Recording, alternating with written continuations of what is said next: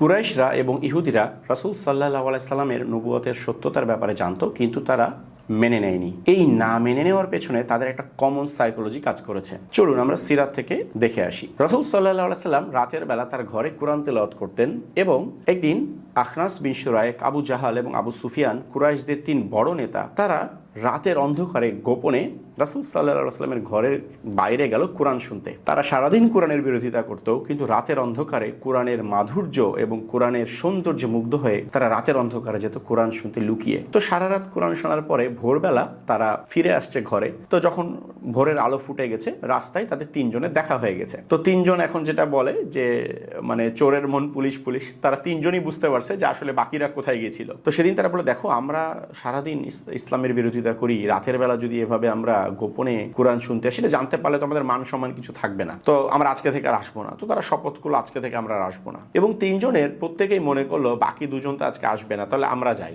আমি যাই। এবং দ্বিতীয় রাতেই আবার তিনজন গেল এবং ভোরবেলা তিনজনের দেখা হয়ে গেল। তারা খুব লজ্জায় পড়ে গেল এবং কঠিনভাবে শপথ নিল আজকেই শেষ, আর আসবো না। তখন ওই দিনও আবার প্রত্যেকেই ভাবলো যে বাকি দুজন তো আজকে আসবে না, অন্তত মান সম্মানের ভয়ে আমি যাই। এবং ভোরবেলা আবার তিনজনের দেখা হয়ে গেল। তো যখন পরপর 3 দিন তারা নিজেরা এভাবে ধরা পড়ে গেল, তখন আখনাস বিন শুরাইক সে আবু সুফিয়ানকে বলছে, আবু সুফিয়ান, আমরা কিসের টানে আসছি? সত্যি করে বলো তো, মোহাম্মদ যা বলে এটা কি সত্য? কেন আমরা এখানে প্রতিদিন আসছি? তখন আবু সুফিয়ান বলল, দেখো মোহাম্মদ যা বলে আমি তার কিছু বুঝি কিছু বুঝি না, তো আমি আসলে কনফিউজড। অর্থাৎ আবু সুফিয়ানের কনফিউজড। তখন আখনাস গেল আবু জাহালের কাছে এবং বলল যে তুমি বলো তো মোহাম্মদের কথা কি সত্য, বা মোহাম্মদ কি সত্য নবী?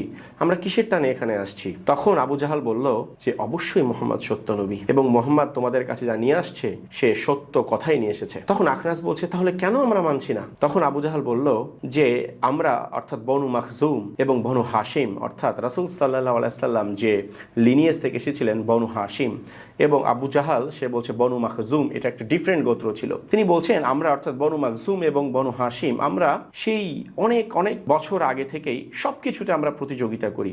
তারা হাজিদেরকে খাওয়াই, আমরাও খাওয়াই। তারা হাজিদের খেদমত করে, আমরাও করি। তারা দান খয়রাত করে, আমরাও করি। তো সবকিছুতে আমরা তাদের সাথে একটা কম্পিটিশন করেছি, এবং যখনই তারা একটা ভালো কিছু করেছে আমরা তাদের ইকুয়াল লেভেলে করার চেষ্টা করছি। অর্থাৎ এই যে সমাজে একটা কন্ট্রিবিউশন রাখা বা মানুষের কাছে একটা পজিটিভ ইমেজ ধরে রাখা, এটাতে সবসময় বনু মাখজুম এবং বনু হাশিম প্রতিযোগিতা করেছে, এবং তারা সবসময় সমান সমান ছিল। এখন হঠাৎ করে তাদের মধ্যে থেকে একটা নবী বের হয়ে গেল, এবং তারা বলছে আমাদের মধ্যে একজন নবী আছে। তো আমরা তো কোনো নবী বের করতে পারছি না, বা আমাদের মধ্যে তো কোনো নবী নাই, তাহলে আমরা কেন মেনে নিব? এবং আবু জাহাল বলল, আমার জীবনের শেষ মুহূর্ত পর্যন্ত তার বিরোধিতা করাই হবে আমাদের কাজ। আরেকটা স্টোরি দেখি, চলুন এবার ইহুদিদের নিয়ে। কেন ইহুদিরা রাসূল সাল্লাল্লাহু আলাইহি সাল্লামকে মেনে নিলেন না? রাসূল সাল্লাল্লাহু আলাইহি সাল্লামের একজন স্ত্রী ছিলেন সাফিয়া বিনতে হুয়াই। তিনি এই ঘটনা বর্ণনা করেছেন। তিনি বলছেন, আমার চাচা যখনই বাড়িতে ঢুকতো, বাড়িতে ঢুকে আমাকে অনেক আদর করত। হ্যাঁ, আমার মানে বাড়িতে ঢুকে আমাকে আদর করত এবং আমার যত্ন নিত। একদিন দেখলাম আমার চাচা বাড়িতে ঢুকলো, কিন্তু খুবই দুশ্চিন্তাগ্রস্ত একটা মুখ নিয়ে এবং খুবই চিন্তিত ভাবে, যেন আমাকে চিনতেই পারছে না। এবং বাড়িতে ঢোকার পর তিনি সরাসরি আমার বাবার কাছে চলে গেলেন। এবং আমরা জানি সাফিয়া